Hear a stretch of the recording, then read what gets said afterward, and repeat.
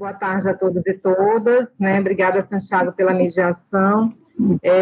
A gente vai prosear hoje, e aí eu queria, né, assim, gente, já me desculpando, como eu falei para vocês, a minha casa é muito zoadenta, aqui tem uma galera de cachorro que interage com a gente de vez em quando, então vocês não se assustem quando vocês ouvirem os cachorros aqui latindo, ou algum barulho de ônibus, né? Eu vou fechar o microfone em alguns momentos quando eu perceber que o barulho vai se ampliar, tá certo? Aí vocês vão ver um pouquinho de silêncio, mas é só o tempo de passar, porque tem os horários que às vezes circulam.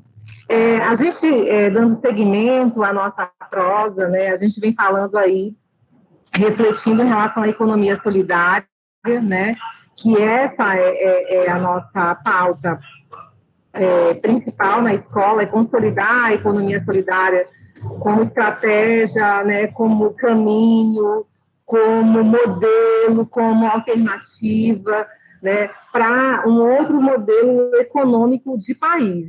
Até um tempo, a gente poderia dizer, eu quero ontem falando com, ouviu, Santiago, conversando com o Lucinete, acho que a gente vai fazer aqui um ajuste na nossa escola, para que a gente fale um pouco de finanças solidárias. E aí a gente vai fazer um trocadilho com o Santiago, que tem uma vivência muito boa com relação aos fundos, e eu vou trazer um cara que eu fiquei super fã dele, eu faço questão que vocês conheçam ele, eu não sei se tem aí alguém da Rede Mandioca, que deve já conhecer, chama Walter é presidente de uma associação quilombola no município de Vargem Grande, chama Piqui da Rampa, o nome da comunidade quilombola.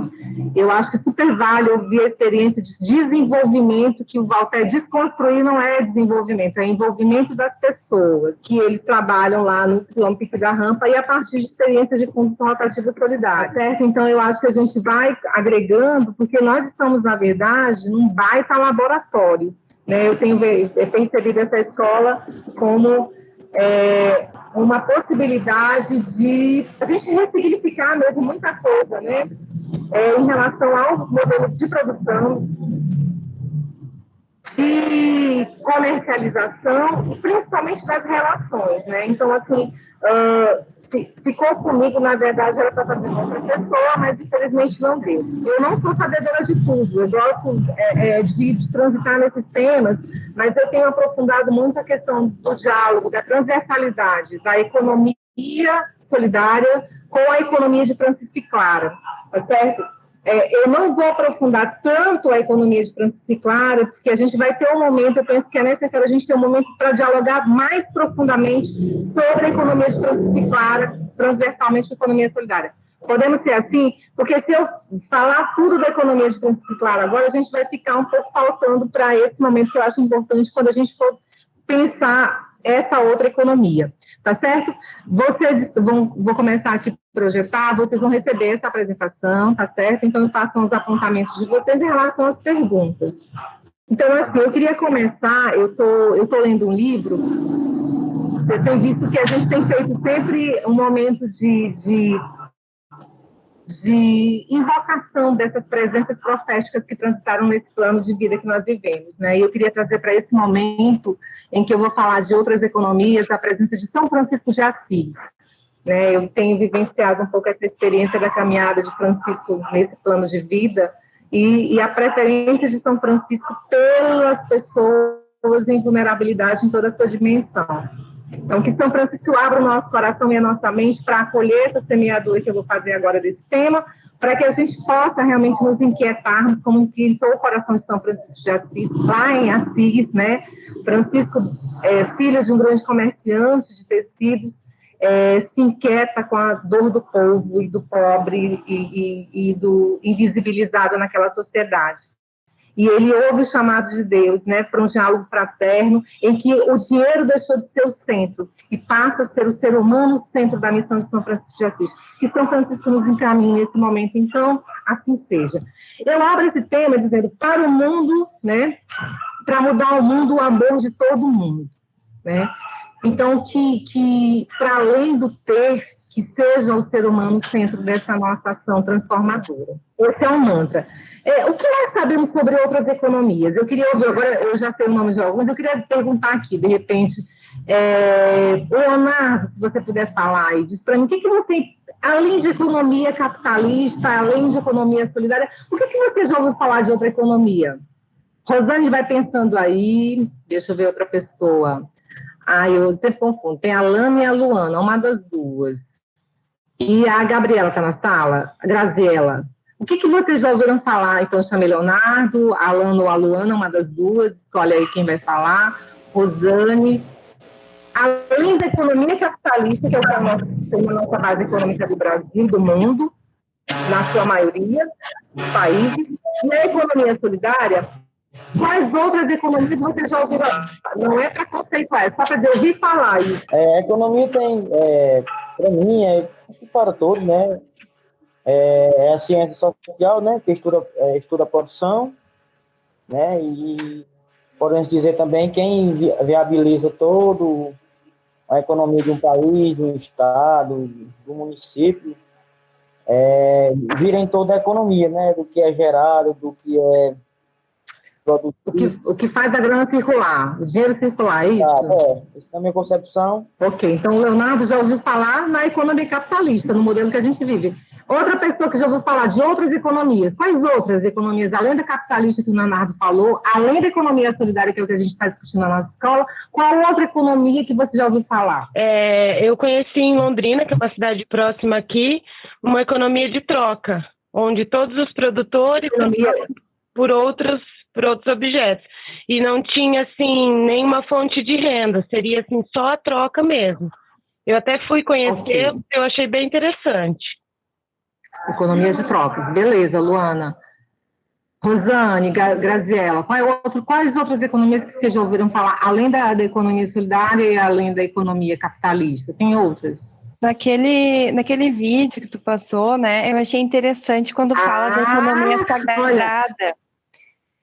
Né, quem está falando? A Graziele. Graziele, anota isso aí, Santiago, por favor. Muito bom. Você assistiu o vídeo, isso é ótimo. Fala aí, Graziele. Eu achei interessante essa questão da economia sagrada, que vem de uma ancestralidade, que vem de uma espiritualidade, da energia que é colocada naquilo.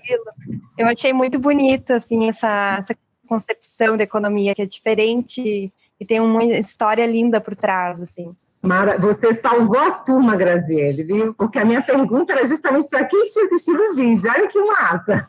Salvou a turma.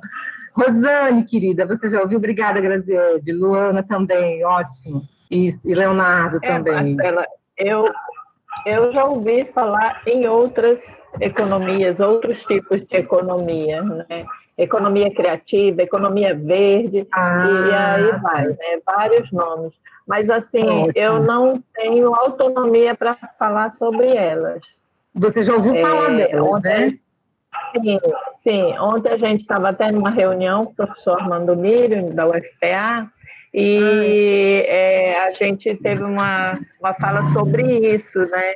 Onde eu defendi a economia solidária, porque eu vejo a economia criativa como uma economia individualista, né?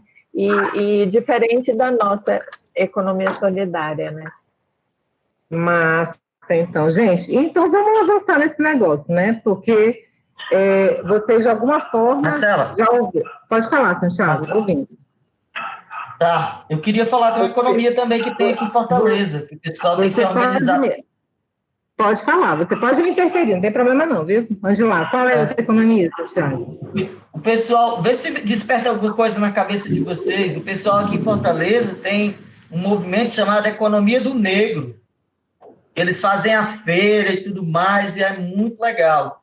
E que vem na cabeça de vocês quando fala Economia do Negro? O pessoal, os negros, né, a negrada, como eles falam assim, eles viram que tem mercado, que eles precisavam construir artesanatos, produtos, comida, né, que é descendente do povo negro, e aí eles começaram a organizar feiras, enfim, imagens, é muito legal isso, mas é justamente isso, é uma forma de se organizar. E a gente sabe que tem pessoas, né, que consomem, a feira é muito animada, assim, vocês precisavam ver como eles têm se organizado nesse movimento, né, e aí eles criaram isso com esse nome, Economia do Negro, que também são pessoas que participam do movimento de economia solidária, né? É uma forma, eu acho que mais para para marcar mesmo, né? Assim, ó, você vem aqui nessa feira aqui, então tem o pessoal que faz os dread, né? Enfim, tem serviços, tem alimentação, tem um som muito legal que eles fazem lá, muito massa. E é isso, é para marcar mesmo. Você fez essa leitura correta. Era só essa contribuição, Marcela, que eu queria trazer, assim, que é uma economia nova também, né? Joia. Beleza, vamos lá então, gente, avançando aqui. Voltando para a minha tela, né?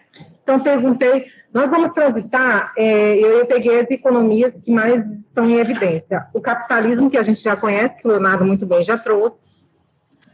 A economia de comunhão, que é uma economia de fraternidade, que é animada pelos grupos católicos, né? Chama-se Folcolares, que foi inspirado pela Chiara Lupti, se eu não me engano. Ela que trouxe para o Brasil e se inspirou a questão da economia de comunhão. Eu já trouxe aqui um pouco dos indicativos, eu não coloquei, vocês veem a economia de comunhão, economia de Francisco e a economia solidária bem no centro, porque elas estão muito próximas. Já o capitalismo está em amarelo, que é para chamar bem a atenção, né? Coloquei em amarelo as letras no preto para vocês verem o destaque. A economia criativa, né? Então, uma das bases da economia criativa é o indivíduo e o grupo, mas a gente vai refletir um pouco nisso. A economia circular, que trabalha muito na base da pessoa e os 4 R's. A economia do bem-estar, ela é voltada para o indivíduo, para a pessoa. E a economia verde, que é o indivíduo e a relação dele com o meio ambiente. Beleza? Depois vocês vão ter esse material, tá, gente? Então, a economia de comunhão, que é a economia de Chiara Lupti, né, que eu falei, ela vem para o Brasil a partir de um diálogo, né, da economia desse grupo folclarino, no sentido de erradicação da desigualdade, né? Como é que eles podiam, em vez de estar fazendo sempre o assistencialismo, não que eles não deixam de fazer a questão, né, das cestas básicas, das ajudas, mas eles pensaram entre eles algo que pudesse impulsionar as pessoas a se organizarem, né, seja pela geração do trabalho, né, ou agregando nas empresas, ou seja, fomentando pequenos empreendimentos, né, a microeconomia que a gente chama. Então, eles se juntaram, né, esse movimento é um movimento católico, e aí as empresas, então, digamos, Marcela, tem uma empresa, eu tiro o percentual do lucro da minha empresa, esse, né, é um processo autogestionário. As empresas aqui em Manaus, inclusive, nós temos uma pizzaria, que é do movimento Folcolares, eles se juntam, então, parte do lucro, então, eles têm a palavra lucro no processo de mercado, eles tiram um percentual que eles investem esse recurso em pequenos projetos, como se fosse um fundo, né? Eles têm esse recurso, esse dinheiro, esse lucro, essa sobra, isso está no faturamento da empresa, e eles fazem um investimento, seja numa pequena empresa, numa microempresa, mas para fomentar o empreendedorismo, para tirar essa desigualdade da falta de renda, né? E eles chamam essa questão da economia de comunhão, porque é a comunhão dos bens de produção, dos meios de produção, né? Eles fomentam para que todos tenham acesso aos meios de produção, para que possam se emancipar economicamente, né? No Brasil, a economia de comunhão tem 177 empresas que trabalham nessa perspectiva vinculadas ao movimento Folcolares. Próximo da economia solidária, porque eles têm a mística, então tem a reza, tem o canto, a ciranda, né, eles fazem, né, o movimento católico, né, tem as devoções aos santos.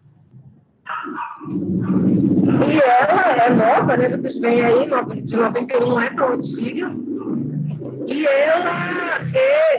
o movimento é internacional, né? Então ele tem 800 empresas no mundo todo atuam nessa perspectiva da economia de comunhão. Então ela é de um movimento católico que tem a fraternidade. Ó, gente, está passar o vendedor aqui rapidinho, tá? Deixa eu tentar, mas eu acho que não está atrapalhando. E aí, esse movimento, ele se junta, são empresários, vocês veem, tem então a questão mercadológica, o empresário, para trabalhar a questão do fomento. E aí tem a questão de capacitação, tem a questão cultural, eles fazem, né, nas regiões eles valorizam as culturas locais, trabalha a questão da redução do impacto ambiental, mas com foco tanto, bem claro, o empreendedor micro, né, da microeconomia, tá certo? Então, essa daí é a economia de comunhão. né? Muito ali à luz do Atos dos Apóstolos, né? Não havia necessitados entre eles. Então, eles têm essa rede de apoio internamente, ou seja, as pessoas que fazem parte do movimento, elas têm essa base de apoio, né, nessas dificuldades financeiras, e eles, a partir das suas empresas, né, as pessoas que fazem parte do movimento, que são empresários, eles fazem essas destinações para esses fundos de auxílio. Beleza? Se tiver perguntas em relação à economia de comunhão, vai botando aí no chat, que aí o Santiago interage com a gente, tá bom? Avanço aqui. Depois a gente tem a economia criativa. A Rosana, inclusive, já falou, e vocês já devem ter participado, porque, assim, deu um boom de 2000, 2010, né? Na verdade, assim, eu vejo que 2010, a questão da economia criativa, né? Ela se potencializa no Brasil em 2012, né? Até foi criada uma secretaria nesse período, vinculada ao Ministério da Cultura, para fomentar essa questão dos... Eu acho que eu vou falar um termo americanizado, que se ouve muito agora, que são as startups, né? Vocês já ouviram falar da palavra americana? Que são essas iniciativas embrionárias dos jovens, na sua maioria, que pensam em empreender. Então, eles desenvolvem tecnologia, arranjo produtivo, com inovação de ponta, normalmente usando a base tecnológica, né? Com foco na geração de renda, né? E ela trabalha um processo de fomento de ideias mesmo, né? De olhar aquela situação e fazer a inserção dela e tentar trabalhar a mudança, a intervenção a partir da criatividade das pessoas, usando as matérias-primas que tem naquele lugar, né, gerando oportunidade para as pessoas, mas ela está muito centrada no indivíduo, né? A criatividade é minha, né? Então, essa questão também perpassa pelo lucro. Aí a gente tem até um exemplo, né, quando eu fiz a pesquisa, né, com relação à questão da música, do teatro, da cultura, né, isso perpassa pela economia criativa, né, a gente teve aí a produção audiovisual do Cine Tropa de Elite, que foi de uma startup, né, assim, uma galera que juntou, e você percebe que tem, assim, uma inovação em relação a isso. Então, a questão mesmo do carnaval no Rio de Janeiro, né, com essa coisa do cupom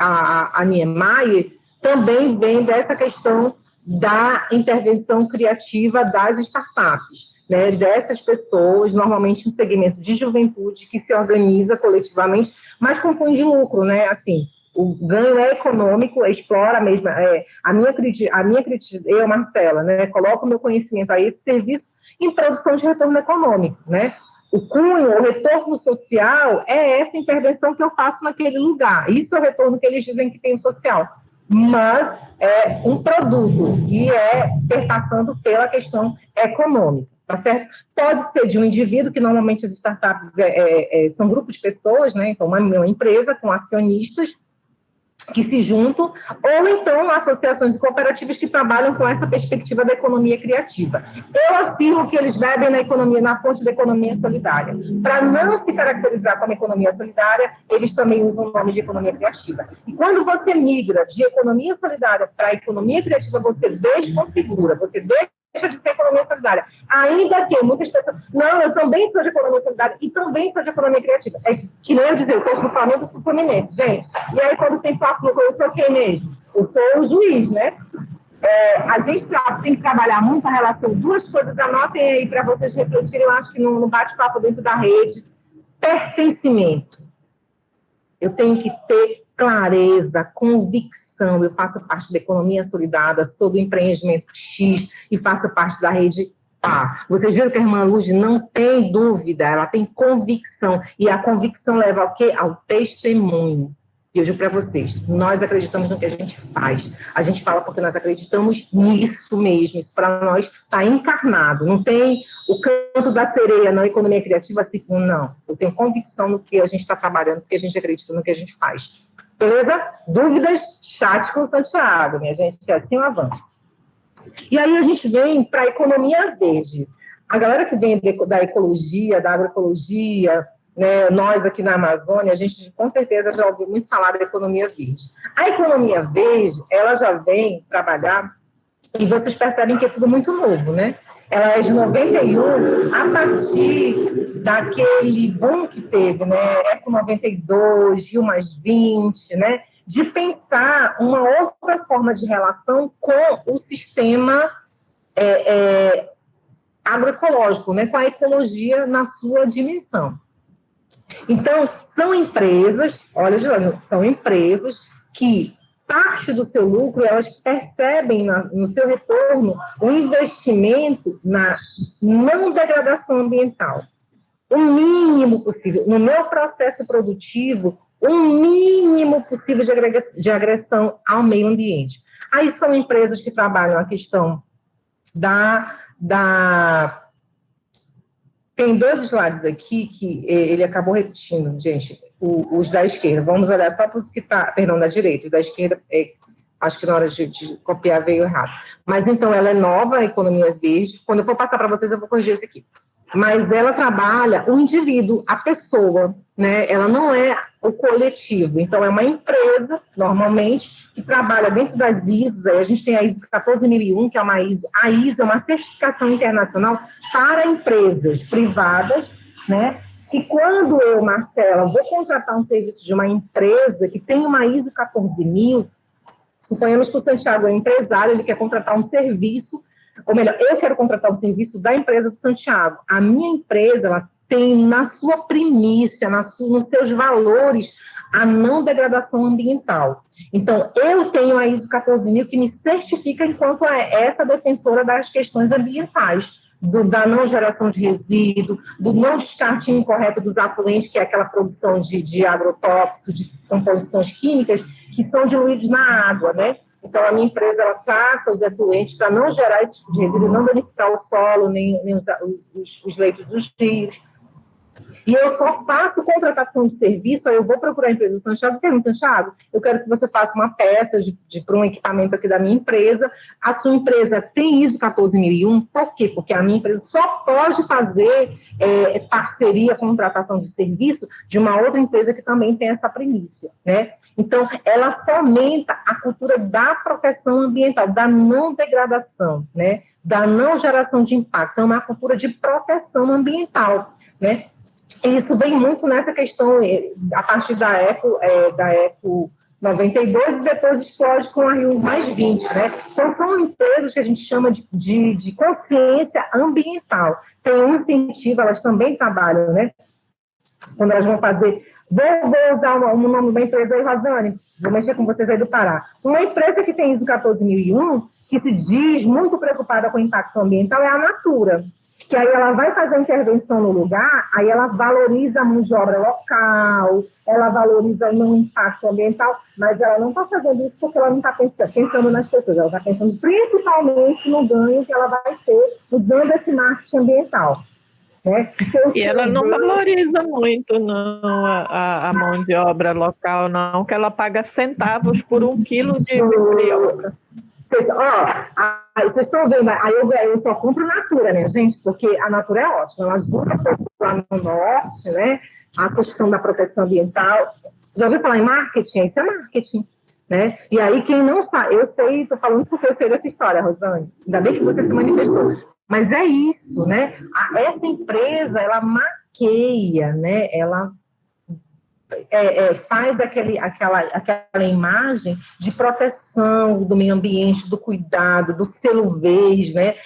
Trabalha com a não degradação, aproveitamento da natureza que se multiplica. Então, tem aí uma máscara para que o produto tenha uma aceitação melhor no mercado, mas a gente tem que ter muito cuidado, que é isso que a Rosane está falando. O foco dela é o lucro. Ela não está ali a questão da solidariedade com primícia.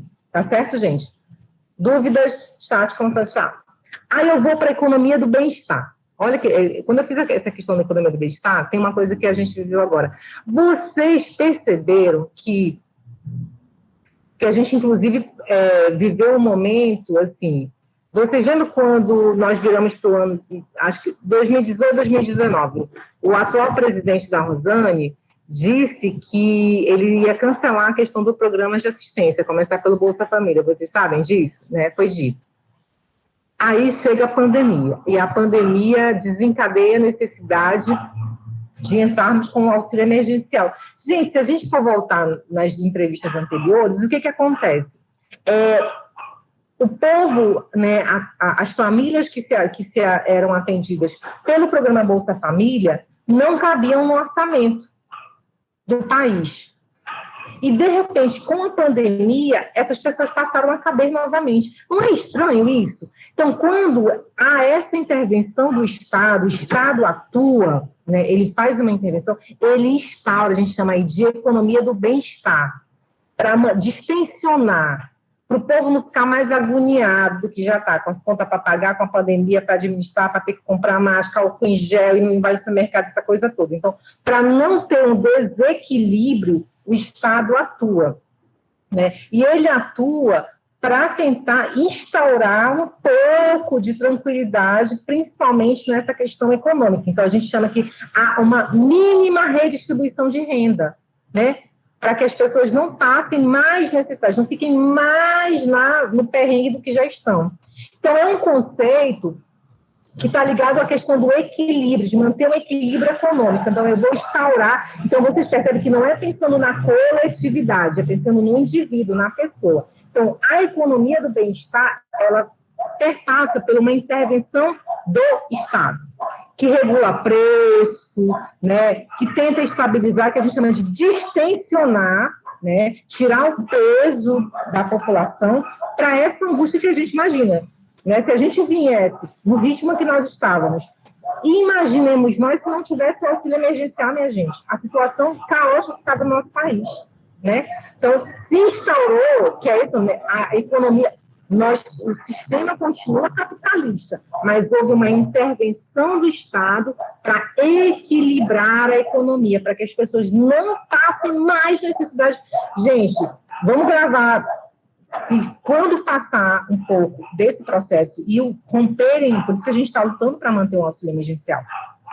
Eu tenho um colega que a gente fica refletindo, e eu gosto muito de imagens, né? Então, é como se tivesse uma mão grandona, assim, empurrando uma grande massa da população brasileira que está em situação de risco. O que é risco? É como se elas estivessem num abismo. Imagina essa cena, uma mão grande, um monte de gente está sendo empurrada. Aí tem um abismo. Essa mão vai empurrar. Se não houver uma intervenção do Estado na manutenção, e dos nossos deputados, lógico, na manutenção do auxílio emergencial, a gente vai ter essas pessoas. Eu vou fazer esse desenho para vocês ainda, está na minha cabeça. Então, essa mão grande que empurra essa galera, um monte de gente, vocês imaginem, aí é um abismo. Esse abismo chama situação de risco, elas já estão na situação de risco. Quando a mão empurra, tipo como se fosse uma pá mecânica empurrando, quando essa mão empurra, essas pessoas encarnem na vulnerabilidade. Aí a gente tem o aumento das pessoas em situação de rua, né, as pessoas que não têm condições de pagar aluguel em função do desemprego são despejadas, então a gente tem o caos se instaurando. Se nós não tivermos uma medida emergencial, e a gente não percebe sendo feito isso, né, infelizmente, está mais preocupado em abrir os comércios do que outra coisa, que é justamente para pensar uma medida que a gente chama de mitigar, de reduzir esse impacto, que é o colapso econômico do país. Beleza, minha gente? Santiago, qualquer dúvida, intervém. Aqui é a economia circular. Como eu falei, eu gosto muito de desenhos. Imaginemos a economia circular ao contrário, né, do sistema capitalista que vem com a economia piramidal. A circular ela tem uma diferença, ela é circular, mas não na questão da gestão. Ela é circular porque ela trabalha com a questão da reciclagem. Lembra que eu falei lá na apresentação? Os 4 R's, né? Então, a reutilização, a restauração, a renovação e a reciclagem. São os 4 R's, né? Então, aqui, ó, redução, reutilização, recuperação e reciclagem. Redução. Quanto menos sacolinha plástica, copinho descartável a gente utilizar, menos impacto ambiental a gente não vai causar no meio ambiente. Por quê? Ó, eu não sei ir para a terra de vocês, os lugares que vocês imaginam, mas vou imaginar Leonardo lá em Crateús. Crateús não tem usina de reciclagem de plástico. Tem, Leonardo? Não tem. E aí, toda a sacolinha plástica, minha gente, todo o copinho descartável que é produzido em Crateús, o que a prefeitura de Crateús faz? Coleta e queima. Porque não tem. Ou então joga lá no lixão, não sei se estou chutando, tá, Leonardo? Tem o lixão a céu aberto, joga numa vala e joga a barra em cima, compacta, que a gente chama. Essa produção, olha o impacto ambiental que causou. Então, a redução, né? O Leonardo muito consciente, Quando ele vai para a reunião lá na Caritas, ele leva o copinho dele, a garrafinha dele, para ele não produzir copinho descartável.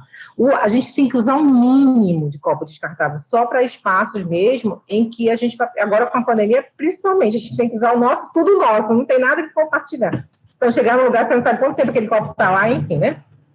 Então, a questão do plástico, estou só usando isso como exemplo, né? Da gente usar e ter esse hábito mesmo, ser o chato. Ah, lá vem ela com a canequinha dela, com o copinho dela. Mas é um copo... E se a gente for para a ponta do lápis, quantificar economicamente esse custo, a gente já tem uma redução também no gasto da compra de sacolinha plástica, seja alguém que vende, né? Eu fui na Reconsol, elas usam lá sacolinha de papelão, né, Rosane? Muito bacana. Por quê? Porque é biodegradável. O papel, ele deprecia mais rápido do que a sacolinha plástica.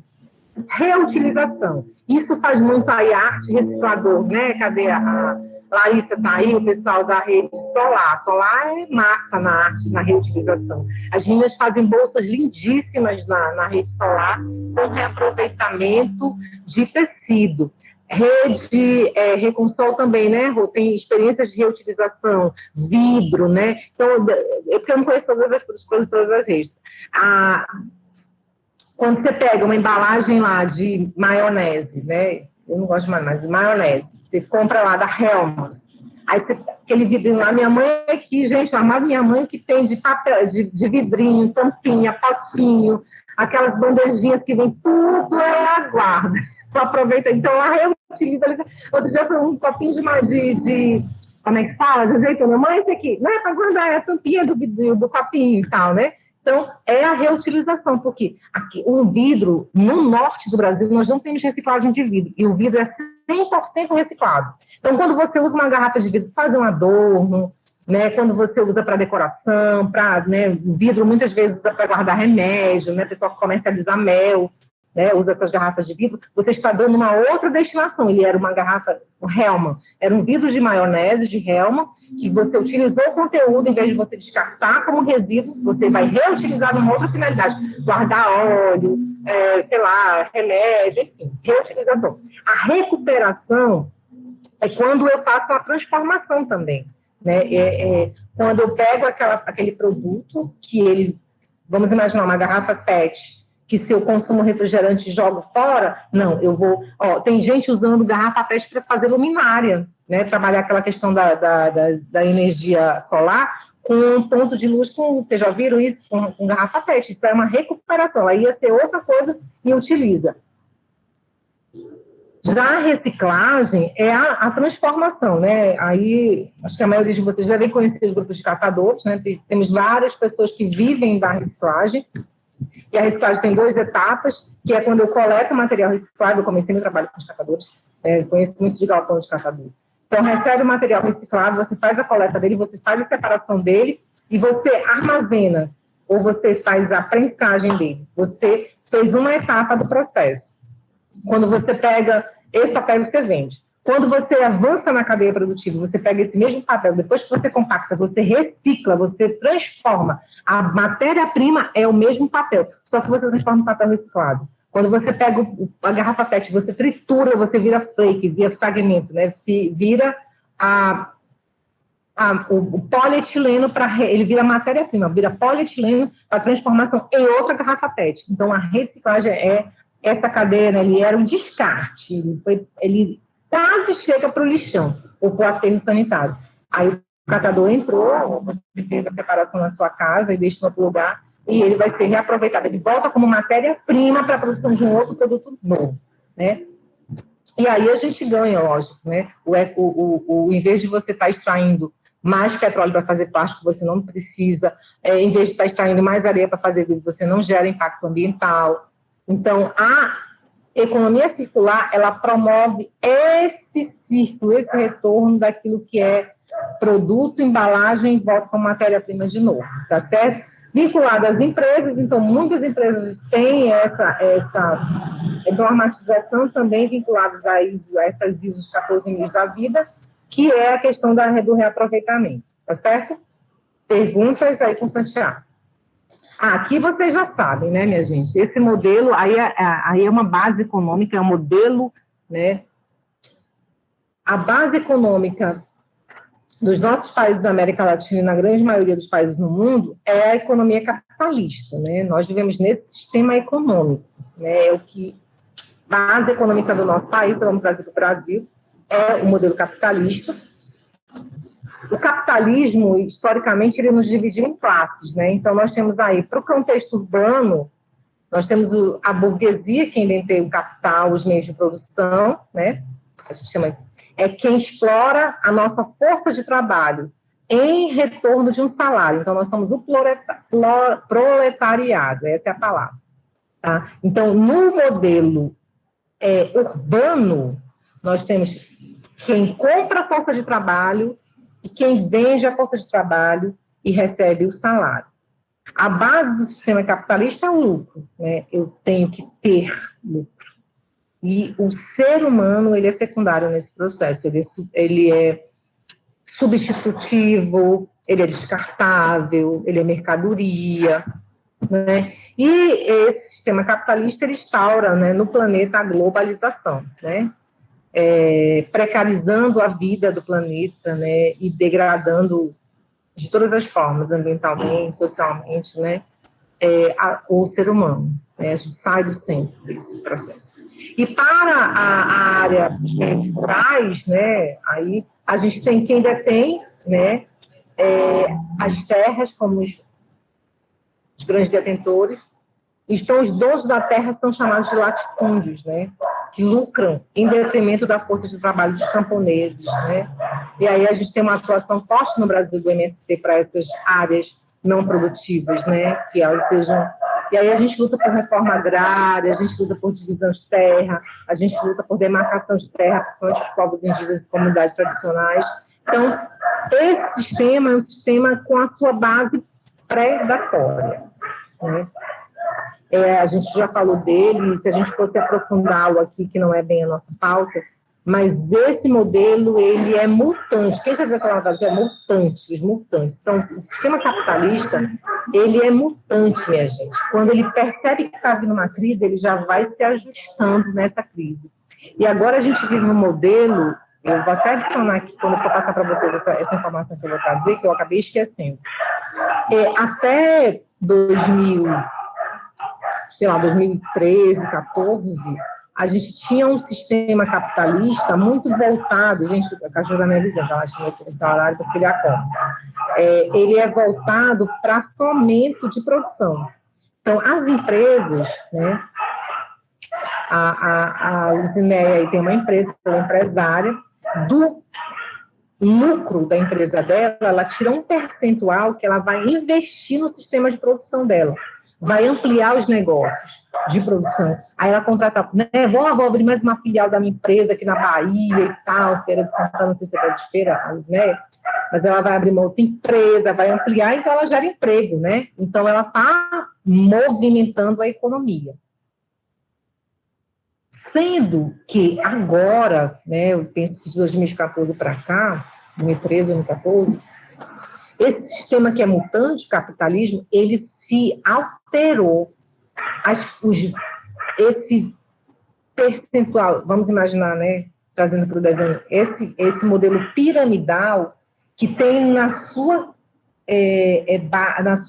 no seu topo um número muito pequeno de famílias ricas no Brasil, eles não estão mais investindo na produção, na ampliação de produção, eles estão investindo na acumulação agora. Então, a gente está falando de uma economia improdutiva, ele não está mais ampliando o negócio, gerando mais emprego, né? Eles estão guardando e investindo em, que a gente chama de economia não produtiva, improdutiva, um capital improdutivo, que são aplicações em bolsa de valores, que são essas transferências para os mercados, aonde esse dinheiro consegue render mais. Então, eles estão retendo dinheiro.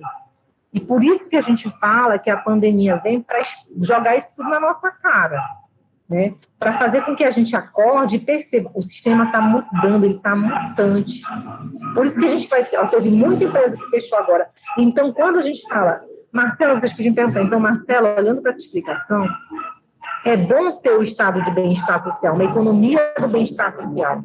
Por quê? porque o governo tem que atuar. Aqui são as empresas, o governo é mero fantoche na mão do capital aqui, no modelo capitalista no que a gente vive. Vocês veem mesmo, vocês já assistem televisão, vocês veem o que a gente fala. A maioria dos deputados que estão na Câmara Federal vem de oriundos das empresas, né? Eles representam segmentos empresariais da pecuária, da comunicação, do segmento imobiliário, da cervejaria. É sempre o grande empresário. São pouquíssimos que representam o proletariado, nós, os camponeses. E ainda quando a gente elege muitas vezes, a gente tem que, esse momento das eleições agora, a gente tem que refletir muito, minha gente. Quem que a gente vai dar nosso apoio? E acompanhar, porque nós também não acompanhamos muitas vezes esse mandato dessa pessoa que a gente elege. Então, nós precisamos ter representantes que defendam a causa da coletividade, porque esse sistema capitalista está muito bem representado, e ele é forte. Paul Singer, o nosso amado Paul Singer, professor Paul Singer, dizer que a economia solidária, ela atua, anotem isso aí, gente, que eu acho tão bonito, atua nas fissuras do capitalismo. O que é fissura? É nessas brechinhas. Imagina uma casa de madeira, não sei se vocês já viram uma casa de madeira, quando a pessoa não faz o enripamento, que é fechar a praça ambulante. Não tem as casas de madeira? Vocês devem conhecer por aí. Que fica uma tábua distante da outra, fica as brechinhas, aí quando cai a noite, você vê o luar pelas brechinhas. Cai o dia, você vê o dia entrando pelas brechinhas, pelas fissuras, pelas aberturas, né? Do capitalismo. É aí que a economia solidária atua. E eu tenho refletido, né, nos meus delírios, que quando a gente atua nessas fissuras do capitalismo, quando eu adentro na fissura, eu me contamino com o capitalismo. Por isso que isso é uma reflexão da Marcela, tá, minha gente? Por isso que muitos empreendimentos nossos, eles acabam morrendo, porque eles estão contaminados com esse vírus, que não é o Covid-19, mas é o capitalismo, da disputa, da desconfiança, né? E aí, dialogando com a irmã Lúcia, onde a gente perde a essência, né, essa coisa do testemunho, da convicção, a gente se deixa levar, porque ele nos contaminou. Beleza? Perguntinha, Santiago, arrasando aí. E aqui eu faço um pouco de um paralelo comparando, eu não sei se a gente já falou disso, mas o capitalismo, no modelo dele, né, já falei anteriormente, a gente vende a força de trabalho. Já na economia solidária, nós somos os donos da força de trabalho, e a gente compartilha, a gente não vende. Você compartilha solidariamente com os companheiros dentro do grupo, da associação cooperativa, a tua força de trabalho, o teu conhecimento, a tua coragem, a tua vontade de vencer, né, de empreender junto com os demais. No capitalismo, a decisão é tomada muito a partir do quanto que eu vou ganhar nisso. A conversa não é quantas pessoas vão se ficar bem de vida, vão melhorar, vão se alegrar, vão ser felizes, né, vão ter alimento. Não. Quanto eu lucro, quanto eu ganho. Né? A decisão é tomada na base do ganho. Os meios de produção, as máquinas, os equipamentos, são de um dono. Já na economia solidária, é tudo muito na base da associação, da solidariedade, da autogestão. Todo mundo entende tudo e detém, né? No modelo capitalista, o processo produtivo,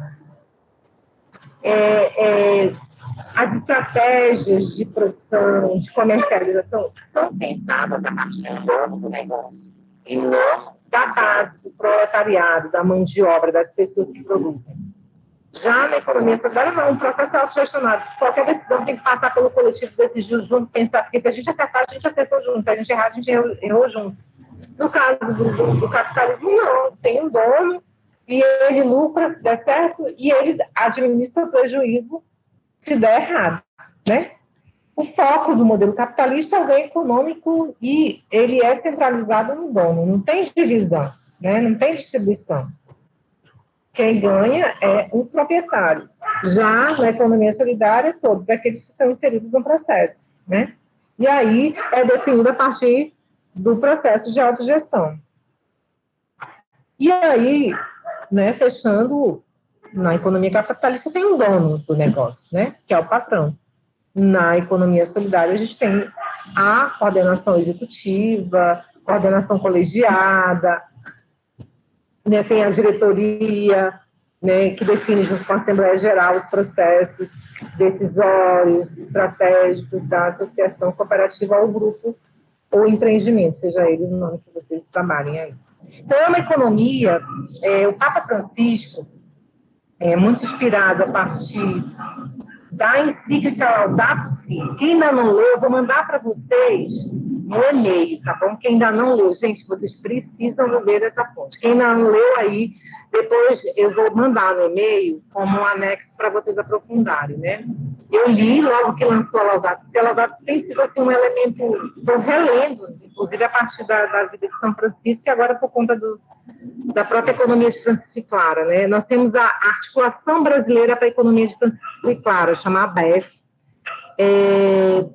O Papa Francisco, a partir lá da Laudato Si, que nos inquietou a todos nós no planeta, né, nós cristãos, de pensarmos um outro jeito, um outro modo de conviver com o ecossistema, né? Desconstruindo, ressignificando aquele livro do Gênesis, quando diz lá, né, que ao homem foi dado o poder de dominar a terra. E a galera levou isso ao pé da letra, né? Vamos dominar, se mandou dominar, a gente domina mesmo. E da destruição, né, da degradação. Então, o Papa Francisco nos provoca nessa ressignificação, né, em que a gente sai do né, dessa relação homem-natureza, em que ele traz, inspirado na pessoa de Francisco de Assis, São Francisco de Assis, esse homem de Assis, né, rico, que abre mão dessa vida de conforto, né, burguesa, dialogando com o capitalismo, que era o modelo também econômico daquele momento, para viver a pobreza, né, viver o proletário, viver junto com aqueles e aquelas desafortunados. E ele levanta a voz para uma relação igualitária, homem-natureza, né? Isso é a vida de São Francisco de Assis. E o Francisco, nosso Papa, a partir dessa inspiração, ele convoca os jovens do mundo todo. Esse evento era para ter acontecido em março desse ano, né? Mas em função da pandemia, ele está reagendado para novembro, mas a depender de como é que vai evoluir a questão também dessa curva de contágio e tudo mais. É um encontro que vai reunir pesquisadores, cientistas do mundo todo, assim, os top 5 do conhecimento da pauta econômica, né? Da questão social também. E nós somos a delegação brasileira é a maior delegação que está indo participar. Nós somos o maior país, né? A nossa população cristã é uma das maiores. Então, nós estamos levando esses jovens que estão indo para pensar um outro modelo, que a gente chama, o Papa traz, de realmar a economia. O que é realmar? Realmar é da alma, né, da vida. Trazer para o centro dessa economia não o lucro, mas a pessoa humana. De trazer o biocentrismo, né? Não o antropocentrismo, né? O homem como centro de tudo, detentor de tudo, dominador de tudo, senhor de não. Mas essa relação homem-natureza de maneira harmônica. Então, a economia de Francisco nos inquieta para que Francisco Clara, e Clara vem junto à delegação brasileira, escolheu, porque Santa Clara também inspirou a missão de São Francisco, né? Um inspirou o outro. Então, nós precisávamos ter uma presença feminina nesse processo de reflexão e construção. Então, a delegação brasileira, que eu achei ótimo, maravilhoso, né? Quando fui convidada para participar, em que os colegas trouxeram que houve essa alteração a partir dessa moção de que Clara de Assis também fez e tem um papel importante nessa missão da construção de um outro modelo de sociedade. Então, não é só um modelo econômico, mas é um modelo de sociedade, é um outro jeito de me relacionar com o consumo, com a produção, que, se a gente bem olhar, dialoga com o quê, minha gente? Com a economia solidária, né? Então, a economia que o Papa nos provoca a pensar, ela já acontece. Só que ela não tem essa explosão midiática que o capitalismo tem. Por quê? Porque o capitalismo é fomentado pelos grandes, né? E aquilo que a irmã falava. Quem falou, acho que foi a Mariana ou a Luciné, não lembro, que disse, discutir no macro, né? Todo mundo sabe, mas é atuando no micro, né? Por isso que eu refleti com a Luciné de trazer o Walter para conversar com a gente, porque lá no quilombo Pique da Rampa, em Vargem Grande, eles trabalham essa economia que acontece no micro, né, onde todos participam da tomada de decisão, onde eles trabalham a solidariedade, né, que todos tenham, não há necessitados entre eles, né, todo mundo se ajuda, todo mundo participa na... Gente, é maravilhosa a experiência do quilombo Pique da Rampa, que serve de inspiração para a gente, né? Então, a gente dialoga que a economia solidária, essa economia de São Assis é um município pequeno, né, dentro da Itália, mas é algo que foi alterado por uma pessoa, né, 2 pessoas, Francisco e Clara, que tomam como propósito de vida uma mudança, né, uma mudança de postura, e aquilo, dialogando com a fala da irmã Lourdes, testemunho, né? Não, Marcela, não tomo Coca-Cola, não entra Coca-Cola na minha casa. Quando entra alguém que trouxe a Coca-Cola, porque eu não dou meu dinheiro para Coca-Cola. Quando eu digo para vocês, eventualmente, um refrigerante, minha filha gosta de refrigerante, não vou dizer para vocês não. Aí eu vou lá e eu vejo, produzido na Amazônia. Eu só compro aquilo que é envasado aqui na minha terra. Se eu tenho que gerar dinheiro para alguém, que esteja gerado aqui, porque gera emprego aqui, e não esse que vem de fora, né? Que a empresa não sabe nem o que é a Amazônia, bota o refrigerante dela aqui. Então, de fomentar a questão do consumo local, né? Os cosméticos, eu gosto de comprar do cupim da Amazônia, que é a economia solidária, as meninas fazem sabonete, fazem creme, a gente fomenta, né? Então, o meu jeito de consumir já pode ser um testemunho, o seu jeito de consumir, né? Não, eu não gosto de... Porque, ó, agora com a privatização da água, quem que vai lucrar com isso, minha gente? A Coca-Cola, né? A mesma coisa com a Natura, não sou contra a Natura e tal. A Natura vende onde mesmo. Quem fomentou a questão? Os preços da Riachuelo é ótimo, gente, não, mas quem fomentou lá a questão da campanha, né? O atual presidente. Então, a gente tem que a nossa postura, e é isso que é a economia do real mar, que o Papa Francisco traz para a gente. Para que a gente reflita, né? E aí eu já trago isso. Essa economia que a gente vai aprofundar muito, né? Porque tem aí o caminhar da economia de Francisco Clara, mas ela traz principalmente isso. Uma decisão de mudança vai atuar no econômico, mas em toda a dimensão social, política, ambiental, né? Cultural. Ela vai atuar nessa dimensão. E a gente tem muita esperança que o Papa Francisco, com esse encontro, ele consiga provocar, né? Não ele, mas todas as juventudes. A gente está falando que não é um evento, é um processo que está sendo desencadeado. Por isso, minha gente, que é super importante essa nossa resistência enquanto rede de economia solidária. Por isso que a Caritas faz questão, a Caritas é militante, é uma entidade que se posiciona frente à negação desse modelo econômico, de degradação de situações de morte. A gente tem que dizer, hoje o sistema capitalista, o Covid-19 trouxe para a gente isso, nós temos um sistema econômico de morte.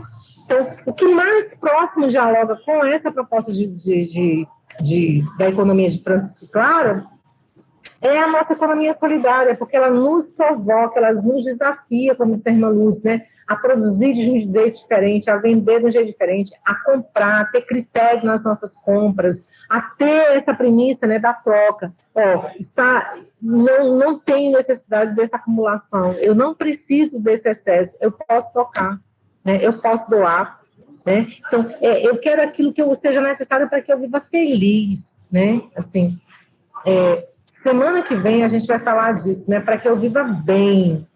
Então, nós estamos nos desafiando, não é só o modelo econômico, mas é uma relação de um sistema de vida, é um outro modelo de sociedade que a gente precisa ter, né? Em que a vida esteja centralizada, seja valorizada.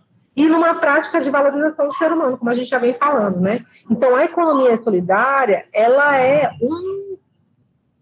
que a gente fala de estratégia mesmo, né? De enfrentar essa precarização do trabalho, a degradação ambiental, toda essa relação de injustiça econômica, social, política que existe instaurada no nosso país, né? E aí, eu trago aqui as dimensões da economia solidária, né?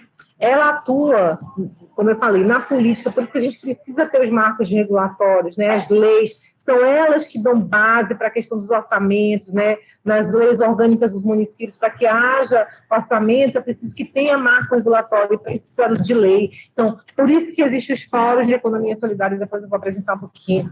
A economia solidária precisa ter realmente, quando eu tenho política, eu tenho a questão econômica, eu tenho orçamento para isso. E ela precisa dialogar com a questão da emancipação pela renda, né?